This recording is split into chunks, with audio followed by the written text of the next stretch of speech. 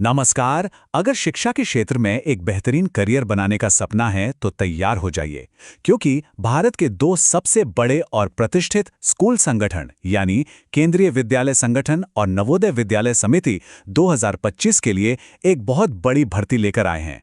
चलिए आज इस सुनहरे मौके की हर एक डिटेल को अच्छे से समझते हैं। जी हाँ, 14,967। ये कोई छोटा मोटा आंकड़ा नहीं है।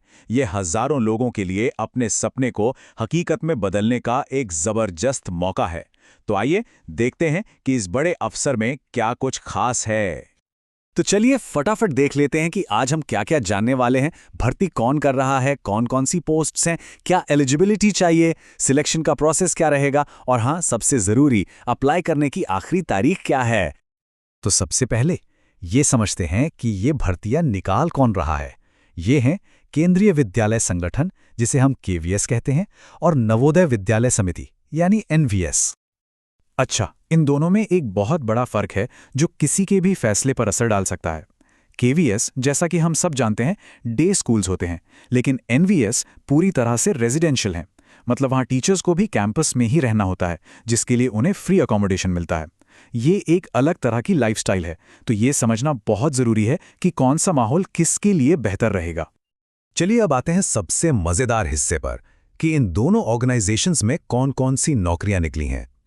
और देखिए, ये भर्ती सिर्फ टीचर्स के लिए नहीं है। प्रिंसिपल और वाइस प्रिंसिपल जैसी लीडरशिप भूमिकाओं से लेकर लाइब्रेरियन, स्पेशल एजुकेटर और एडमिनिस्ट्रेशन स्टाफ तक, मतलब हर किसी के लिए यहाँ मौके हैं। अब जरा इन नंबर्स को देखिए। केवीएस में है कुल 9,126 पद और एनवीएस में 5,841। यहां एक चीज पर खास ध्यान देना होगा। प्राइमरी टीचर यानी पीआरटी की सारी 3,365 वैकेंसीज सिर्फ केवीएस में है। एनवीएस में पीआरटी की कोई पोस्ट नहीं है। ठीक है, तो वैकेंसी तो देख ली। अब आता है सबसे जरूरी सवाल कि इन पदों के लिए अप्लाई कौन कर सकता है। चलिए इसकी मुख्य जरूरतों को समझते हैं। देखिए, एक चीज तो गांठ बांध लेनी है। सीटेट यानी सेंट्रल टीचर एलिजिबिलिटी टेस्ट। ज्यादातर टीचिंग पोस्ट्स के लिए ये एक नॉन नेगोशिएबल रिक्वायरमेंट है। इसके बिना बात आगे नहीं बढ़ेगी। तो ये पक्का कर लें कि ये क्वालिफिकेशन है या नहीं। तो अगर कोई टीजीटी या पीजीटी बनना चाहता है तो रास्ता बिल्कुल साफ है। मोटी मोटी 3 सीढ़ियां हैं। पहली, आपके पास एक जरूरी डिग्री होनी चाहिए। दूसरी, बीएड की डिग्री। और तीसरी, टीजीटी पदों के लिए सीटेट पेपर 2 पास होना चाहिए। अब बात करते हैं एज लिमिट की। पीजीटी के लिए ये 40 साल है, टीजीटी के लिए 35 और पीआरटी के लिए 30 साल। लेकिन हाँ, ये जनरल कैटेगरी के लिए है।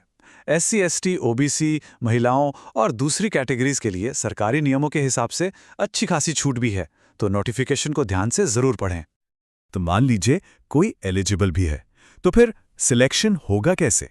चलिए इस पूरे प्रोसेस को ब्रेक डाउन करते हैं और समझते हैं कि कैंडिडेट्स को कैसे इवैल्यूएट किया जाएगा। यहां पर सिलेक्शन प्रोसेस 2 हिस्सों में बटा है, टियर 1 और टियर 2। टियर 1 को आप एक तरह से स्क्रीनिंग टेस्ट समझ सकते हैं। इसका काम सिर्फ भीड़ को छांटना है, ये सिर्फ क्वालिफाई करना है। असली खेल तो टियर 2 का है, जो मेन एग्जाम होगा। और टियर 1 में पूछा क्या जाएगा? मोटा मोटा सब कुछ, रीजनिंग, मैथ्स, कंप्यूटर की बेसिक जानकारी, जनरल नॉलेज और थोड़ी बहुत इंग्लिश और एक भारतीय भाषा, यानी एक ऑलराउंड तैयारी चाहिए होगी। अब फाइनल सिलेक्शन कैसे होगा, ये इस बात पे डिपेंड करता है कि किस पोस्ट के लिए अप्लाई किया है। जैसे पीजीटीज और टीजीटीज के लिए टियर 2 के मार्क्स तो जरूरी हैं ही, साथ में 15% वेटेज इंटरव्यू का भी है। वहीं जूनियर सेक्रेटेरिएट असिस्टेंट जैसी पोस्ट के लिए स्किल टेस्ट पास करना होगा, और लैब अटेंडेंट जैसी पोस्ट में कोई इंटरव्यू नहीं है, सिर्फ टियर 2 के मार्क्स ही काफी हैं। और अब वो जानकारी जिसका सबको इंतजार रहता है, जरूरी तारीखें। इन्हें कहीं लिख लीजिए, बिल्कुल भी मिस नहीं करना है। तो देखिए, ऑनलाइन रजिस्ट्रेशन 14 नवंबर 2025 से शुरू होंगे और 4 दिसंबर 2025 को बंद हो जाएंगे। और ये जो 4 दिसंबर की तारीख है ना, ये बहुत ज़रूरी है, क्योंकि यही वो कट ऑफ डेट है जब तक सारी एलिजिबिलिटी, चाहे वो उम्र हो या क्वालिफिकेशन, पूरी हो जानी चाहिए। एक बहुत जरूरी सलाह, किसी भी तरह की गलत जानकारी या अफवाहों से बचने के लिए सिर्फ और सिर्फ ऑफिशियल वेबसाइट्स को ही फॉलो करें। cbse.gov.in, kvssangathan.nic.in और navodaya.gov.in। इनके अलावा कहीं और भरोसा ना करें। अगर ये जानकारी किसी के काम आ सकती है तो उनके साथ इसे ज़रूर शेयर करें और भविष्य में ऐसे ही काम के अपडेट्स के लिए हमारे साथ जुड़े रहें और सब्सक्राइब करें। तो सोचिए, 14,000 से भी ज्यादा मौके। इनमें से वो कौन सी एक सीट है जो किसी के करियर को एक नई शानदार दिशा दे सकती है? इस पर विचार करें और अपनी तैयारी में जी जान से जुट जाएं। शुभकामनाएं।